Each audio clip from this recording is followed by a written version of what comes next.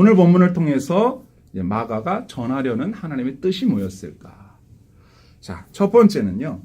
예수님은 제자를 부르시고 보내신다. 한번 따라하겠습니다. 예수님은 제자를 부르시고 보내신다. 부르시고 보내신다. 오늘 본문에 12제자를 부르사 7절에 그랬죠. 이 부르사라고 하는 이 단어가 단순히 그냥 부른다라는 뜻이 아니라 무엇을 위하여 부른다. 무엇인가를 위하여 부른다라는 뜻입니다. 그냥 부르사를 원문으로 읽으면 프로스칼레리타이라고 되어 있는데 여기에 프로스라는 말이 무엇을 위하여라는 말이고 칼레리타이가 부른다는 말인데 이게 붙은 말이에요.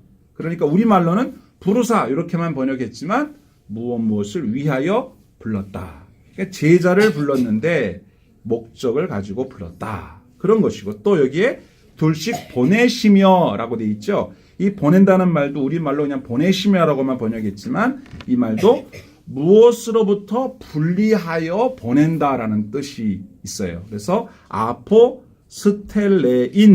그래서 아포스텔레인은 아포 무엇으로부터 스텔레인은 떠난다, 떠나 보낸다 뜻이에요. 그래서 보낸다. 아포스텔레인. 여러분 중에 아시는 분 있을 거예요. 사도를 영어로 아포스틀이라고 하거든요. 이것의 헬라어가 아포스톨로스예요. 그러니까 사도라는 말은 뭐냐면 무엇과 구별하여 보내진 사람들이란 뜻이에요. 우리가 흔히 12사도 그러잖아요. 12사도라는 말은 무슨 목적, 임무를 띠고 보냄을 받은 사람이란 뜻이에요. 보냄을 받은 자가 아포스톨로스, 사도거든요. 그러니까 예수님의 특별한 목적을 위하여 부름받은 자를 우리가 제자, 마데테스, 영어로 disciple, 마데테스. 그리고 제자라고 하고 보냄을 받은 사람을 사도, 엠베스터, 영어로 엠베스터, 그리고 아포스톨로스 이렇게 불러요. 그러니까 우리 신자들은 제자이거나 사도이거나 둘 다이거나 이렇게 그런 사람들이라는 뜻이죠. 그러니까 저와 여러분은 주님께 부름받은 제자요, 주님께 보냄을 받은 사도예요. 성경에 나타난 많은 주님의 제자들이 있잖아요. 그들 중에 12명을 따로 특별히 뽑아서 오늘 본문의 여행을 보내기 때문에 12사도라고 하는 거예요. 그런데 요즘에 우리들을 사도라고 자칭하지는 않지만 뜻은 주님이 우리를 부르고 보내시고 계신다는 것을 우리가 잘 알고 있어야 돼요. 신자는 어떤 사람이라고 정의할 수 있느냐? 부름받은 사람이고 보냄받은 사람이다. 저와 여러분이 그런 거예요. 주님이 여기에 여러분들을 부르신 거예요. 교회로 불러서 모으신 거예요. 여러분들은 다 부름받은 사람이에요. 부름받아 나서니 몸. 그 다음에 어디든지 가오리다. 네, 가오리다. 부름받고 가는 거예요. 그러면 그 가운데 뭐가 있냐? 교회가 있는 거죠. 교회 안에서 부름받은 사람들이 훈련을 받고 서로 교제하며 격려하고 예배하며 은혜를 받고 그 다음에 보냄을 받는 거예요. 부름받아 나서니 몸. 부름받고 보냄을 받는 거. 이게 우리 기독교 신자들의 모습이에요. 그러면 주님이 우리를 부르셨는데 왜 부르셨느냐? 그것도 한 세 가지로 정리하면 첫 번째가 우리로 하여금 쉼을 얻게 하려고. 예수님이 우리를 불렀다는 얘기는 가만 내버려두면 쉴 수가 없다는 뜻이에요. 예수님께 와야 진정으로 쉼을 얻을 수가 있어요. 그래서 마태복음 11장 28절에 수고하고 무거운 짐진 자들아 다 내게로 오라 부르시는 거죠. 왜 불러요? 쉬라고. 너희를 쉬게 하리라. 우리가 참으로 쉬려면 예수님이 우리를 쉬게 해주셔야 돼요. 예수님 말씀하십니다. 나는 마음이 온유하고 겸손하니 나의 멍에를 메고 내게 배우라. 쉬는 것도 배워야 돼. 어떻게 쉬는 건지, 영적으로 어떻게 쉴 수 있는지. 계속 보면 그리하면 너희 마음이 쉼을 얻으리니 이는 내 멍에는 쉽고 내 짐은 가벼움이라 하시니라. 아멘. 예수님이 우리를 불렀어요. 왜 불렀어요? 주님 안에서 참된 안식, 쉼을 누리도록 부르신 겁니다. 사람은 예수님께 와야 비로소 쉴 수가 있어요. 사람들이 쉬지 못하는 것은 예수님께 오지 않아서예요. 집에서 쉬고 있어도 쉬는 게 아니에요. 예수님께 와야 진짜 쉬는 거거든요. 여행을 가서 우리가 즐거움을 누리고 함께 교제하는 거 다 좋아요. 그런데 예수님께 가야 비로소 쉴 수 있어요. 예수가 우리를 부르는 소리, 그 음성 부드러워 문 앞에 나와서 사면을 보며 우리를 기다리네. 오라 오라. 이 다음이 중요하죠. 방황치 말고 오라. 주님께서 부르시는 건 방황하고 있다는 거예요. 방황하지 말고 빨리 와라. 이거 와야 네가 쉴 수 있는데 거기 가야 쉬는 줄 알고 다른 데 가서 그러고 있는데 답답하다. 예수께 와야 쉬는 건데 그렇게 말씀하고 계시는 겁니다. 저와 여러분은 주님께 부름받아서 참된 안식이 무엇인지를 발견한 사람들인 줄 믿습니다. 교회에 오는 거는 스트레스 받으려고 오는 게 아니라 쉼을 얻으려고 오는 거예요. 우리의 영혼의 참된 안식은 오직 예수 안에, 예수 안에 즐겁고 복된 길이로다. 여러분이 방금 전에 찬양했잖아요. 예수 안에 참된 안식이 있는 줄 믿으시기 바랍니다. 두 번째로 예수님 우리를 부르신 이유가 뭐냐? 우리와 함께 먹고 마시며 함께 살라고. 자, 요한계시록 3장 20절에 보세요. 볼지어다 내가 문 밖에 서서 두드리노니 누구든지 내 음성을 듣고 문을 열면 내가 그에게로 들어가 그와 더불어 먹고 그는 나와 더불어 먹으리라. 아멘. 주님과 함께 먹고 마시는 거예요. 주님과 함께 동행하는 거예요. 여러분 우리가 식사할 때에도 그 자리에 주님이 함께 참여하고 계신다라고 생각하고 우리가 감사하면서 식사하지 않습니까? 우리 교회에도 저기 이렇게 그 부엌에 보면 주님과 함께 먹고 마시는 교회 이렇게 했죠. 바로 이 말씀을 가지고 만든 문구예요. 우리는 주님과 함께 먹고 주님과 함께 마시면서 주님과 함께 사는 사람들, 예수와 함께 사는 거죠. 예수와 함께 더불어 사는 거예요. 그래서 주님이 우리를 부르시고 우리의 마음의 문을 두드리신 거예요. 주님과 함께 먹고 주님과 함께 마시는, 먹든지 마시든지 무엇을 하든지 주님의 영광을 위해서 사는, 비로소 복된 삶을 사는 저와 여러분 될 수 있기를 축원합니다. 아멘. 세 번째, 주님이 우리를 왜 불렀을까요? 그건 바로 보내려고 불렀어요. 보내려고. 자, 베드로전서 2장 9절에 보세요. 그러나 너희는 택하신 족속이요 왕같은 제사장이요 거룩한 나라요 그의 소유가 된 백성이니 이는 너희를 어두운 데서 불러내어 그의 기이한 빛에 들어가게 하시니에 아름다운 덕을 선포하게 하려 하심이라. 너희가 전에는 백성이 아니더니 이제는 하나님의 백성이요 전에는 긍휼을 얻지 못하였더니 이제는 긍휼을 얻은 자니라. 아멘. 자, 여기에서 주님께서 우리가 예전엔 백성이 아니었는데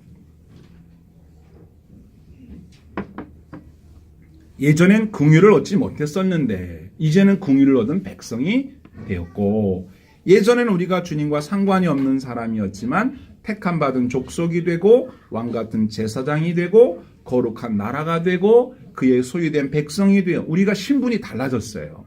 거기에다가 하나 더해서 우리를 불러내어서 그 기이하고 아름다운 빛에 들어가게 하신 분, 바로 하나님의 아름다운 덕, 그 은혜를 선포하게 하려고 우리를 불렀다. 선포한다는 말, 예전 성경에는 선전하려고 불렀다 이렇게 돼 있어요. 선전, 선포, 알리는 거죠. 증언하는 거죠. 전도하는 거죠. 그걸 위해서 우리를 불렀다. 그러니까 주님께서 우리를 불러서 교회에 나와 제자로 삼으시고 또 다른 제자를 삼기 위해서 우리를 보내고 계신다. 자, 마태복음 28장 19절에 너희는 가서 모든 민족을 제자로 삼아 아버지와 아들과 성령의 이름으로 세례를 베풀고 내가 너희에게 분부한 모든 것을 가르쳐 지키게 하라. 볼지어다 내가 세상 끝날까지 너희와 항상 함께 있으리라 하시니라. 아멘. 이제 정리가 딱 되지 않습니까? 예수님이 제자들에게 명령하셨어요. 모든 민족으로 내 제자를 삼아라. 그래서 세례를 베풀고 내가 너희에게 가르치는 것들을 너희도 가르쳐라. 지키도록 그렇게 해라. 훈련해라. 이렇게 말씀하시잖아요. 이게 교회예요. 그러니까 우리는 부름받아서 교회에서 안식을 누리며 교회 생활하면서 주님과 함께 먹고 마시며 그야말로 생활 자체가 예수님과 함께 사는 삶이 되고, 그리고 우리를 불러주신 주님의 그 은혜를 다른 사람에게도 선전하면서 전하면서 살도록 보냄을 받은 삶을 살고 있는 것이 바로 우리다. 우리의 삶의 정체를 그렇게 설명하는 거죠. 그렇기 때문에 우리는 삶의 모든 영역에 있어서 주님과 함께 동행하고 있는 거예요. 그렇죠? 교회 와서만 주님을 생각하는 게 아니라 일상생활 속에서, 직장생활 속에서 항상 주님과 함께 같이 살고 있는 거죠. 그렇게 하려고 우리를 부른 거예요. 그래서 주님의 은혜 안에서 쉼을 누리고 즐거움을 누리고 능력을 받아서 우리가 예수님에 대해서, 하나님에 대해서 다른 사람에게 선전하는 일을 하기 위해서 부름을 받았다. 이게 교회 목적이기도 해요. 저와 여러분이 부름 받았고 또 보냄을 받은 사람으로서 이 사명을 주님 오실 때까지 잘 감당하는 은혜의 삶 살게 되기를 축원합니다. 아멘. 자, 두 번째는 오늘 본문이 말하는 바는 예수님이 제자를 보내시는데 12명을 한꺼번에 보내지 않고 둘씩 듀오, 헬라어로 듀오입니다. 둘이라는 말이. 여러분 혼자는 솔로, 둘은 듀엣, 듀오라고 그러잖아요. 그게 그 말이에요. 둘씩 듀오. 네, 아포스텔론. 둘씩 보냈다. 이렇게 돼 있어요. 이 뜻이 있어요. 오늘 7절 말씀 다시 보세요. 12제자를 부르사 둘씩 보내시며, 이게 보내셨는데 왜 하필 둘씩 짝을 졌나? 아유 뭐 그거야. 셋도 되고 넷도 되는데 왜 둘일까? 여기에 뜻이 있어요. 첫째 뜻은 서로 협력하라, 협동하라. 혼자 가면 심심하니까 둘이 가라. 그런 뜻도 있지만 본래는 그것보다 더 중요한 뜻이 있어요. 그건 바로 증인이 되라는 겁니다. 증인. 혼자는 증인이 못 되나요? 2명에서 증인이 돼야 돼요. 그들이 말하는 것은 예수를 증언하고 예수의 증인되기 위해서 전도하러 나가는 거잖아요. 그런데 2명이라고 하는 것은 내가 예수를 증언하는 데 필요한 숫자는 아니에요. 예수를 증언할 때는 나 혼자도 증언할 수 있어요.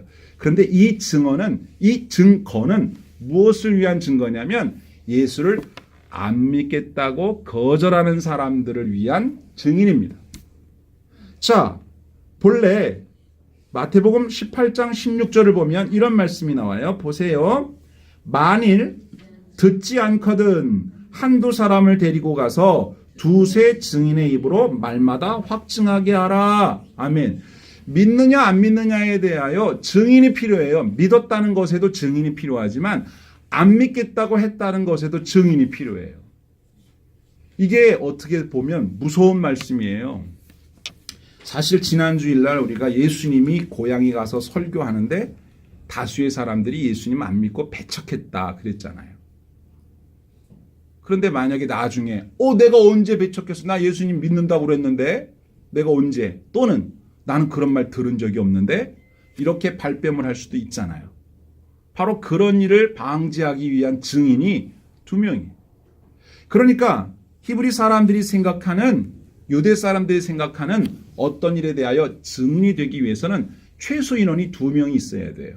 그러니까 한 명이 말했는데 안 믿겠다고 했다. 그걸로는 안 되고 2명이, 한 사람이 말했을 때도 안 믿는다고 그랬고 또 다른 사람이 얘기했을 때도 안 믿는다고 그랬다. 그럼 2번 거듭한 거잖아요. 그러면 그게 증인이 된다 그 말이에요. 자, 이게 왜 중요하냐? 예수님이 거절을 당했단 말이에요. 예수님이 배척을 받았단 말이에요. 이번은 누구 차례냐? 제자들 차례예요. 이제 전도하러 나가면, 여행을 가다 보면 많은 사람들이 제자들을 배척하고 거부할 거예요. 예수님만 그런 게 아니다 그 말이에요. 그걸 미리 마음에 각오하고 가라는 건데 예수님이 그들에게 야 그렇더라도 너무 실망하지 마 이렇게 말씀하시는 차원으로 얘기하는 게 아니라 너희들 2명씩 가서 누가 안 믿겠다고 하거든 너희들 때문에 안 믿는 게 아니라 너희들을 보낸 나를 안 믿는다고 하는 거기 때문에 너희들은 누가 안 믿겠다고 했는지 나중에 증인으로서 똑똑히 보고 오면 돼. 이런 방향인 거예요. 너무 이상하죠? 자, 마태복음 10장을 한번 볼까요? 40절에 이런 말씀이 나와요. 너희를 영접하는 자는 나를 영접하는 것이요 나를 영접하는 자는 나 보내신 이를 영접하는 것이니라. 선지자의 이름으로 선지자를 영접하는 자는 선지자의 상을 받을 것이요 의인의 이름으로 의인을 영접하는 자는 의인의 상을 받을 것이요 누구든지 제자의 이름으로 이 작은 자 중 하나에게 냉수 한 그릇이라도 주는 자는 내가 진실로 너에게 이르노니 그 사람이 결단코 상을 잃지 아니하리라 하시니라. 아멘. 이건 무엇으로 말씀하시는 겁니까? 제자들이 전도할 때 당당해라. 비굴하지 말아라. 너희들이 전도할 때 만약에 너를 거절한다는 건 너희들이 뭘 잘못해서 그런 게 아니라 너희를 보낸 나를 거절하는 거니까 그렇게 생각하면 돼. 그리고 만약에 누군가가 너희를 환영하고 너희들한테 냉수 한 그릇이라도 대접을 한다면 그건 너희들이 뭐 대단해서 그런 게 아니라 내가 너희를 보냈다는 것 때문에 아 저분들은 예수님이 보낸 사람이구나. 예수님의 보냄을 받은 사람이니까 잘 예우를 해야 되겠다.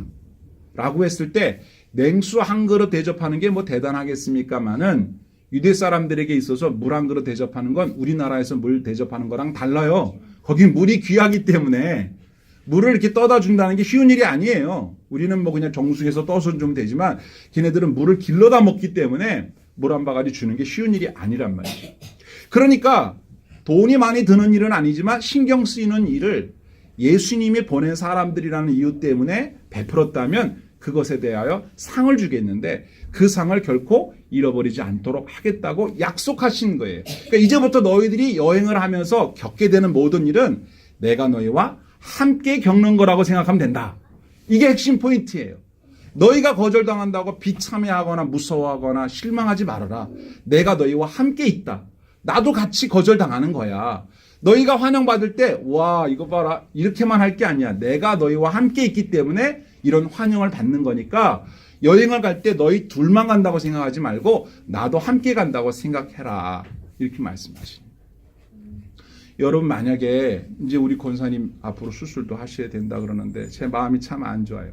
근데 이제 병원에 가잖아요. 그럼 여러분 혼자 병원에 간다 생각하면 안 돼. 주님이 함께 가시는 거예요. 또 여러분만 가겠어요? 우리 성도들이 얼마나 또 마음으로 함께 가겠어요? 이렇게 생각하라는 거예요. 그러니까 여러분들이 뭐 여행을 가는 놀러 여행을 가든 뭐 일하러 어디를 가든 병원에를 가든 항상 우리 신자들은 정체성을 생각해야 돼. 나 혼자 간다 생각하지 말라 이게. 주님이 나와 함께 가시는구나. 그래서 거기서 보시는 거예요, 주님이. 내가 보는 걸 주님이 보고 내가 받는 대접을 주님도 받으시고 내가 받는 거절감도 주님이 같이 받으시고 나중에 주님이 심판하실 때 다 알고 계셔요. 내가 다 알고 있었다. 아, 그거 모르실 텐데 어떻게 아셨어요? 내가 그 자리에 같이 있었다. 바로 그걸 제자들에게 말씀하시는 거예요. 여러분들이 이제 오늘 예배 드리고 나서 헤어져서 이제 각자의 삶의 터전으로 가잖아요. 그 여러분들끼리만 간다고 생각하면 안 돼요.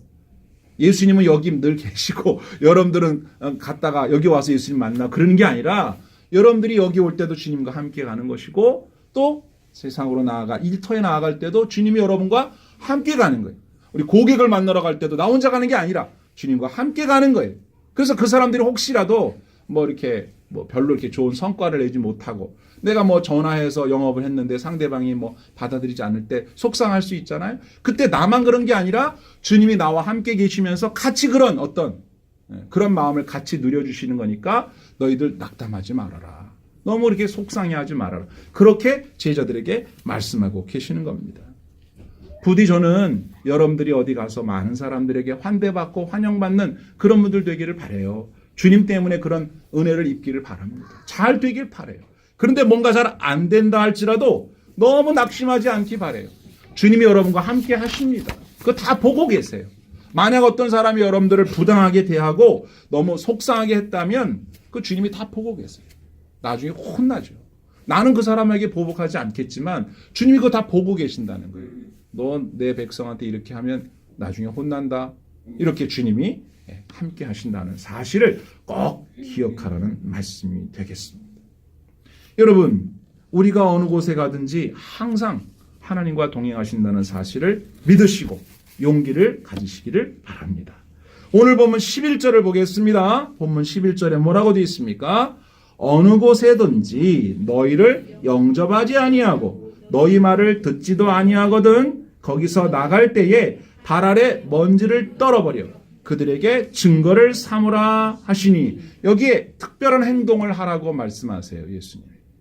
만약에 어떤 사람들한테 예수님 믿으시라고 전도를 했더니 그 사람이 예수님을 믿는 건 고사하고 영접하지도 않지만 말도 안 듣고 완전히 박대를 해요. 그러면 내가 말을 잘못했나? 이 속상해하지 말고 그 사람 보는 앞에서 신발에 먼지, 우리로 말하면 에이 이렇게 털어버리는 일종의 퍼포먼스죠. 먼지를 떨어버려라. 그래서 그걸로 증거를 삼아라. 그 사람들이 보는 앞에서 그렇게 하라는 거예요. 자, 여러분이 분명히 내가 예수를 전했는데 지금 받아들이지 않는 겁니다. 그래서 내가 이런 행동을 합니다. 기억하십시오. 신발에 먼지를 툭툭툭 털어서 먼지가 떨어지는 그 모습을 보는 거예요. 그 신발에서 먼지가 이렇게 떨어지는 뿌연 먼지를 보면서 당신의 나중에 하나님 앞에서의 심판날에 이런 식으로 주님으로부터 떨어지게 될 것이다. 그런 뜻이에요. 당신에 관한 어떠한 정보나 당신에 관한 어떠한 추억도 남김없이 다 털어버리고 갑니다. 이게 얼마나 무서운 얘기입니까? 우리가 누군가와 이야기를 나눴는데 그 사람하고 이야기를 했던 모든 흔적들을 다 털어버리고 가겠다. 이제는 관련이 없는 사람이 된다. 이렇게 행동을 하라는 겁니다. 이게 얼마나 무서운 이야기입니까? 왜 이렇게 말씀하셨을까요? 예수님은 제자들이 복음을 전하는 동안에 많은 사람들에게 대부분 환영받지 못하고 거절당할 것을 알고 계셨어요. 예수님도 거절했는데 하물며 예수님의 제자들을 얼마나 아시잖아요. 베드로를 비롯해서 어부들이지 않습니까? 이렇게 물고기 잡던 사람들이고 아마도 사진이나 이런 게 남아있다면 그들의 외모가 얼추 짐작이 돼요. 어부들이다 보니까 이렇게 말끔한 사람들이 아니고 그냥 이렇게 좀 수더분한 그냥 어디서나 흔히 볼 수 있는 그냥 그 지역 사람들 흔한 이런 사람들이다 보니까 또 공부도 많이도 못 하셨기 때문에 말도 이렇게 또 잘하는 것도 아니고 또 이분들이 고기만 잡았지 고기를 입으로 잡아요? 몸으로 잡지. 그러니 언변이라든지 이런 것들이 이렇게 매끈하지 않았을 거란 말이에요. 그럼 사람들이 겉모습만 보고 판단을 많이 하는 시대다 보면 외모 보고서 저런 사람들이 예수님 보고도 좀 그렇다고 했으니 제자들이 외모로 보나 말투를 보나 지식으로 보나 어느 면에 있어서 그럴싸하게 이렇게 사람들이 환영할 만한 그런 모습이 있느냐 이거예요. 그렇지 않죠.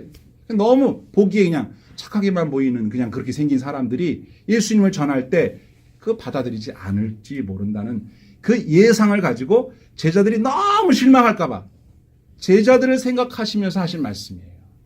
그리고 또 하나는 뭘까요? 복음이라고 하는 건 제발 믿어달라고 구걸하는 게 아니에요. 예수를 믿으라고 선전하고 선포하는 거예요. 받아들이고 안 받아들이고는 그 사람들이 자신들이 결정할 문제지만 전하는 사람은 명확히 전할 것이고 그 결과에 대해서는 제자들이 너희들이 부족해서 그런 게 아니라고 격려해 주시는 것이죠. 그래 제자들은 이렇게 위로를 받으면서 격려를 받으면서 여행을 떠나게 된 것이죠. 만약에 어떤 사람이 너희를 환영하면 어떻게 행동하면 되는가? 마태복음 10장 12절을 보세요. 자, 또 그 집에 들어가면 평안하기를 빌라. 그 집에 이에 합당하면 너희 빈 평안이 거기 말 것이요. 만일 합당하지 아니하면 그 평안이 너희에게 돌아올 것이라. 이게 무슨 얘기입니까? 어떤 집에 가서 이 집에 하나님의 평안이 있을지어다 이렇게 했는데 그 사람이 평안을 받을 만하면 거기 임할 거고 우리는 모르지만 평안이 임할 만한 합당한 집이 아니라면 그 평안 누구한테? 나한테 돌아오는 거예요. 축복도 그래요. 어떤 사람을 막 축복하면 그 사람이 받을 만하면 축복을 받는 거고 받을 만한 사람이 아니면 그 복은 나한테 돌아오는 거예요.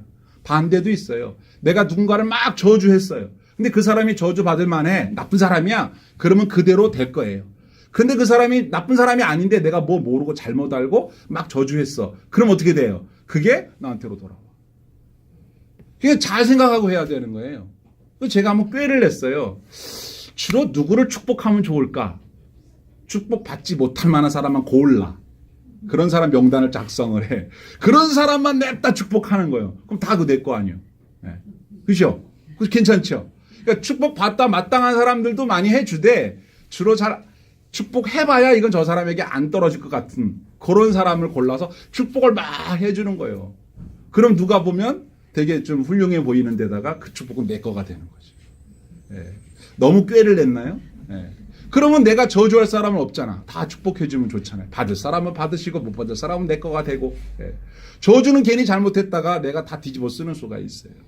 그런 얘기죠. 그 다음에 14절부터 보세요. 누구든지 너희를 영접하지도 아니하고 너희 말을 듣지도 아니하거든 그 집에나 성에서 나가 너희 발의 먼지를 떨어버리라. 내가 진실로 너에게 이르노니 심판날에 소돔과 고모라 땅이 그 성보다 견디기 쉬우리라. 아멘. 이 무서운 얘기죠.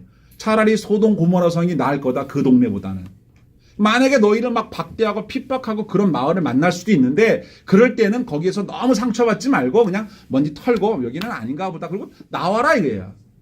그 다음부터는 하나님이 알아서 판단하신다. 그러니까 전도하면서 너무 이렇게 막 괴로워하고 속상해하지 않기를 바라시는 주님의 마음이 담겨 있는 것이죠. 여러분, 복음을 거절한 사람의 받을 심판을 생각하면 참 무섭죠. 그래서 우리가 전도할 때 누군가 믿지 않으면요, 속상하기보다는 어떤 마음이 들까요?